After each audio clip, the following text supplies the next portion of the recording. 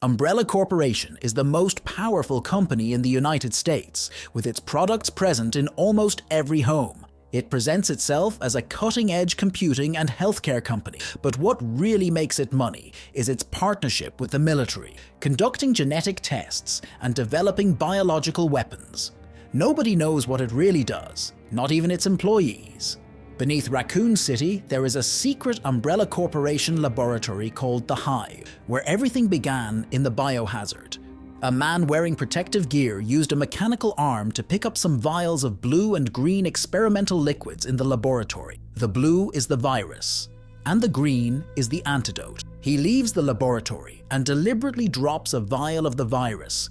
The T-virus is unstable and quickly spreads through the air conditioning throughout the entire place.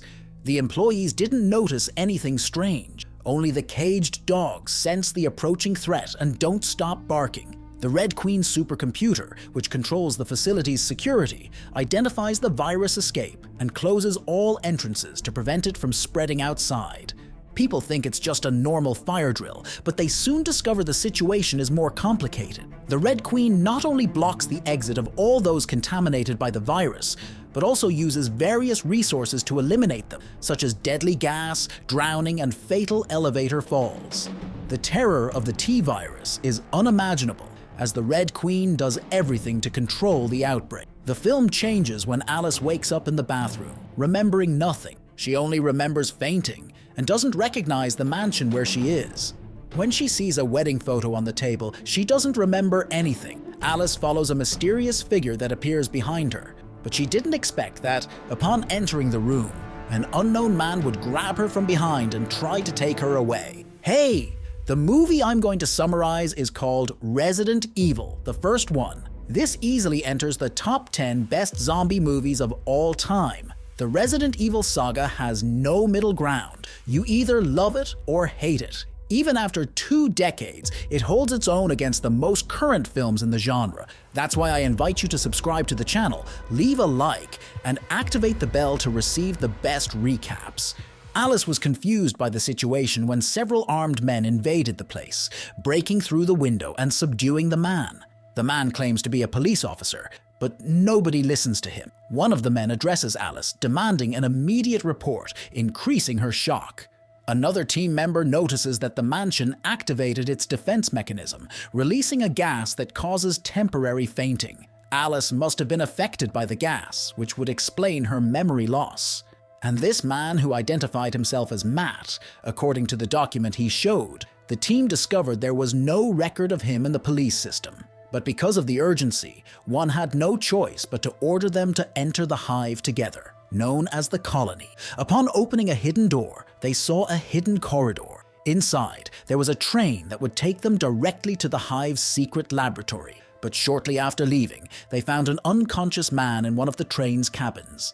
He, like Alice, didn't remember anything because of the gas that put them to sleep. Alice recognized that man as the same one from the wedding photo, and some vague memories returned to her mind.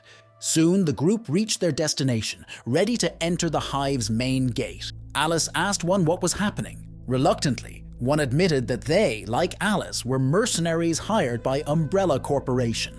Their mansion was an emergency exit for the Hive, and she and the man in the photo were guards who watched the entrance. They pretended to be married, but it was all a lie to hide the Hive's existence. Later, there was an accident in the Hive, and the Red Queen supercomputer activated the security system, eliminating all internal employees.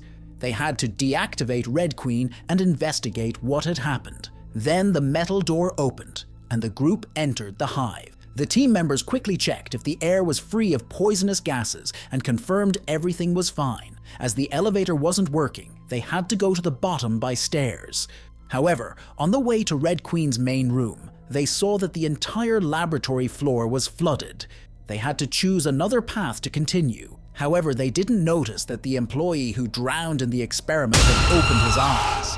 The group then opens a door. According to the map, the place was a cafeteria, but it was actually an immense warehouse full of metallic boxes, with the floor covered in thick pipes that housed unknown beings. One ordered 2 team members and Matt to stay there while he continued with the others to the main room. After crossing the warehouse, the group finally reached the main room's door. Kaplan managed to unlock the iron door. But to reach the motor room, it was necessary to cross a glass corridor, and at the end of it, there was another door. Kaplan, under everyone's pressure, managed to unlock the door, but when some group members entered the corridor with the equipment to deactivate Red Queen, the two iron doors suddenly locked. Red Queen had activated the defense system's weapons. Kaplan tried to prevent it, but realized it was much more difficult than he imagined. The most memorable part of the movie happened next. Laser beams appeared at both ends of the corridor, advancing rapidly. One and two others barely escaped, but one team member lost some fingers, and the female soldier right behind lost her head. The lasers didn't stop there. Another wave of them came right after, and one of the companions who tried to jump to save himself was surprised by the lasers that changed direction and cut him in half. One saved himself by grabbing a bar above, but Kaplan was having difficulties turning off the weapons system. The lasers gave one no respite, and there was no way to escape the next attack. When the metal door opened, everyone was shocked by what they saw. They hadn't even entered the main room yet, and they had already lost half their group. But now, they had no way to turn back. Holding the device, Kaplan entered the room nervously, ready to complete the mission. Alice decided to accompany him and join the action. They reached the main room without difficulties. However, when they were placing the device in the mainframe, Red Queen suddenly appeared in a holographic projection, begging them to stop, saying it would cause even worse consequences. Kaplan didn't listen to the warning and deactivated Red Queen's mainframe. With Red Queen out of operation, the entire base security system failed, and the experiments in the containers started to move. All security doors opened. To prevent Red Queen from functioning again, Kaplan ripped out its main board. However, the three who stayed in the warehouse hear a strange noise. Rain went to check with her weapon, but only found a researcher. She didn't notice that the researcher was contaminated by the T-virus and had turned into a zombie, and he bit her hard and knocked her to the ground. Luckily, JD arrived in time to push the zombie away. When JD saw the wound on Rain's arm, he quickly pulled out his gun and ordered the researcher not to move. However, the researcher didn't obey and tried to get up again. JD shot him in the leg, but it didn't help. Another shot and still no reaction. JD realized this wasn't a normal man. Rain shot, making the zombie fall to the ground. The others arrived soon after. The corpse suddenly disappeared, and the blood on the floor had hardened. Matt noticed that only dead people's blood would behave like that. Before they could understand what was happening, more zombies appeared from all sides. The team realized the gravity of the problem and started shooting at the deformed and horrible creatures. They realize it's not easy to kill these creatures. Unintentionally, they hit a tank, which explodes immediately. The group splits up in the confusion. Matt is surrounded by undead, while more creatures try to escape from the tanks. Alice arrives in time to save Matt. The others reach the elevator, but when JD enters the password to open it, they are attacked by a horde of zombies. Rain tries to help JD but can't, and is bitten by zombies several times. To make matters worse, the fight awakens a fierce and violent monster that emerges from one of the tanks. Alice continues walking, but notices that Matt has disappeared. She enters the room where the dogs were, and the dog from the cage has already escaped. Suddenly, she hears a strange sound behind her and turns to see a zombie dog approaching. She was nervous and ran to the laboratory next door, locking the door to prevent the zombie dog that was following her from entering. She was shocked to see another zombie in the laboratory. By reflex, Alice reacted and gave the zombie a strong kick, throwing it far away. Impressed by her own capabilities, she remembered that, as security, it was normal to have some fighting experience. When Alice was going to pick up the gun that the zombie was carrying, another zombie dog jumped through the window. Alice was quick and left the laboratory, but when she looked back, she saw that other zombie dogs were surrounding her. Alice didn't hesitate and shot all the zombie dogs that were outside. However, the zombie dog from the laboratory came back and attacked her again. Alice jumped to a wall and delivered an aerial kick, easily eliminating the danger. Meanwhile, Matt was alone in the office area, looking for something, when a zombie surprised him. Alice appeared at the right time to prevent Matt from being killed. Alice remembered that she seemed to have made some kind of deal with the person lying on the floor. Matt then told the reason he was there. He wasn't a police officer, but a journalist. The woman lying on the floor was Matt's sister. Matt's sister had infiltrated the hive to expose Umbrella Corporation's secret genetic research. She wanted to get the T-virus sample to expose it, but unfortunately died before completing the mission. Matt knew his sister had a contact inside the hive who helped her with the task. He suspected that everything that was happening now was planned by this contact, who not only betrayed his sister, but also kept the precious T-virus for themselves. As the memories passed through her head, Alice realized that she might be the contact, but she didn't remember well, so she stayed quiet. Afterward, they ran back to the system's central room, followed by zombies, where they reunited with some of their separated team members. The zombies blocked all exits, leaving them with no way out. As if that wasn't enough, they had to escape in an hour, or they would be trapped in the hive forever, because Umbrella Corporation had placed sealed doors leading to the mansion's exit, programmed to close in an hour. Alice didn't want to wait for her fate, so she decided to turn on the Red Queen's supercomputer again, hoping it would help them get out. But to prevent Red Queen from getting out of control, Kaplan cut the system's main power. He had the power to destroy Red Queen's motherboard with just one touch. Red Queen, which was functioning again, reveals to the group that the T-virus can bring the dead back to life, but they lose their reason and become hungry for blood. If they scratched or bit someone, they would transmit the infection, and it was only possible to kill them with a headshot or by breaking their spine. Following Red Queen's instructions, the team discovered a secret passage to exit the system control room, but they were shocked to see that this route was also full of zombies. Alice jumped and hit one of the zombies with a spinning kick, but there were many of them, and the group risked being cornered. The only option left was to climb the pipes. Rain, who was last, got another zombie bite, but managed to break free and climb up too. Following the pipes, the group couldn't get rid of the zombies that relentlessly hunted them from below. Suddenly, the steel cable holding them broke because of the weight. Kaplan was the only one who didn't make it across in time and fell among the zombies. Driven by the will to live, Kaplan climbed up another pipe. Alice wanted to go back and save Kaplan, but he told them to leave because he knew he was lost. After the others left, Kaplan, in panic, pointed the gun at his own head but didn't have the courage to shoot. He spent his last bullet to take down one of the zombies and continued climbing the pipe. At this moment, the survivors passed through the laboratory again. Seeing the familiar environment, Alice recovered some memories. She remembered that blue meant the virus and green the antidote. Without wasting time, she ran to where the virus was stored. Alice knew all about that, and Matt wanted to know how. She confessed that she was his sister's partner and had intended to steal the T-virus.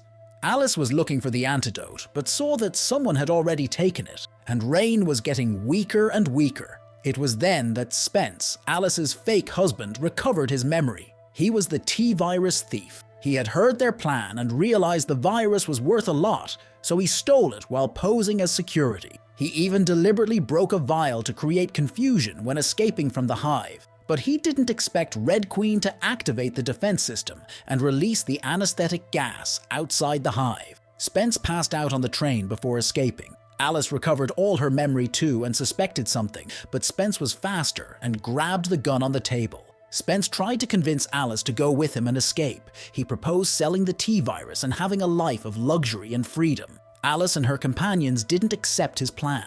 He didn't notice that, at that moment, a wet zombie suddenly and slowly rose.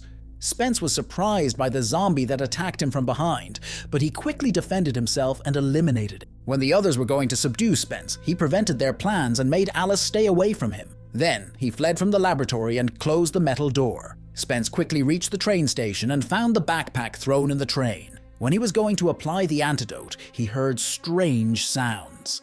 He looked up and saw the creature in the container. Frightened, Spence was paralyzed, but there wasn't time to escape, as the creature jumped on him and killed him. The creature that ate Spence evolved once more, and Red Queen showed this live. Everyone in the laboratory saw this and was shocked.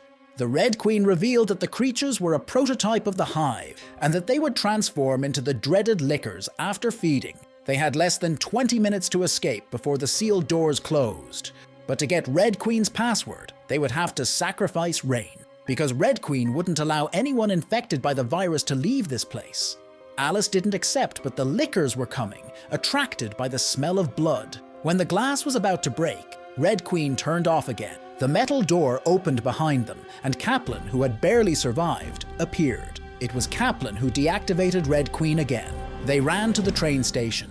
They started the train and left the hive. But to their surprise, shortly after Alice applied the antidote to Rain, the lickers caught up with them. The lickers used their claws to cut the train car and hurt Matt, who was nearby. The back door of the train flew open, and Kaplan, who was at the door, was pulled away by the lickers.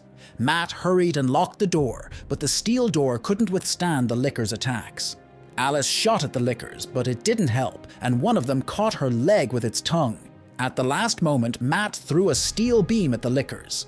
Alice took advantage of the situation and grabbed a loose pipe, driving it through the licker's tongue. She told Matt to open the bottom door, but when Matt was about to do that, he saw that Rain had already transformed. The antidote didn't work. Matt quickly eliminated Rain with shots and then opened the bottom door. With the train at high speed, the lickers were incinerated by the friction. Matt closed the door. They had managed to escape to the mansion before the hive closed. Matt felt a strange pain. However, when Alice was going to apply the medicine to Matt, a group of people in special suits interrupted. They not only took Matt, but also took Alice. When Alice woke up, she found herself full of syringes. Despite the suffering, she pulled out the syringes and left the hospital room, only to see that the entire hospital was deserted. Upon leaving, the streets were in total disorder, looking like scenes from an end-of-the-world movie. It was clear that the zombie virus had spread everywhere. Hey, want me to summarize the Resident Evil collection? Write in the comments, and don't forget to leave a like, subscribe to the channel, and activate the bell to receive the best summaries.